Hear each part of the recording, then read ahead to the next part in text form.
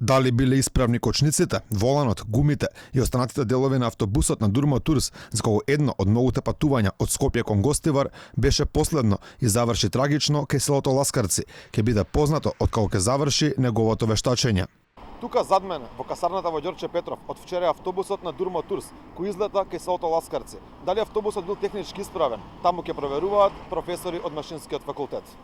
Основното јавно обвинителство Скопје, која ја води истрагата за оваа несреќа, нареди со вештачење да се провери техничката исправност на автобусот. Уште вечерта, веднаш по несреќата, дежурен јавен обвинител нареди да се провери крвта и урината на возачот, а кај 49 годишникот резултатите беа негативни, немало ниту алкохол, ниту лекарства.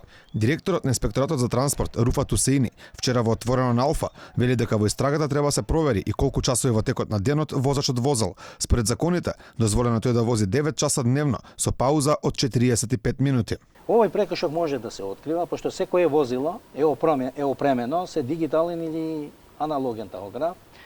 Све се снима внатре во тахографот. Исто така се снима во картичката на возачот. Ако се анализира картичката на соодветниот возач, може да се открива на денот кога се случила сообраќајната незгода, да се утврди колку време тој ја возел тоа возило или друго возило, пошто картичката може да се стави во возилото каде возачот вози. Мора да го стави, законска обврска е. Иако возачот на автобусот на полицијата не ја откри ништо за критичниот момент, а од истрагата се уште нема никакви информации, сопственикот на Durmo Tours, Дурмиш Белили, во изјава за една телевизија, одговорноста ја префрли кон шоферот. Со него стапил во контакт одговорно лице на возниот парк во моментот кога се случило тоа, тој бил свесен и одговорил дека ја изгубил контролата.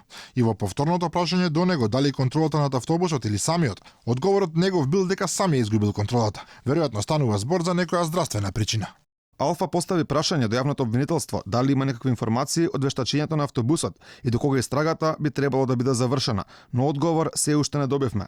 Инаку од засега неутврдени причини, автобусот скршнал од коловозната лента, ја пробил банкината, влегол во коловозната лента каде се вози во спротивна насока, ја пробил и втората банкина, се превртел, паднал на стариот пат, повторно се превртел и паднал на кров, во дол, во нива.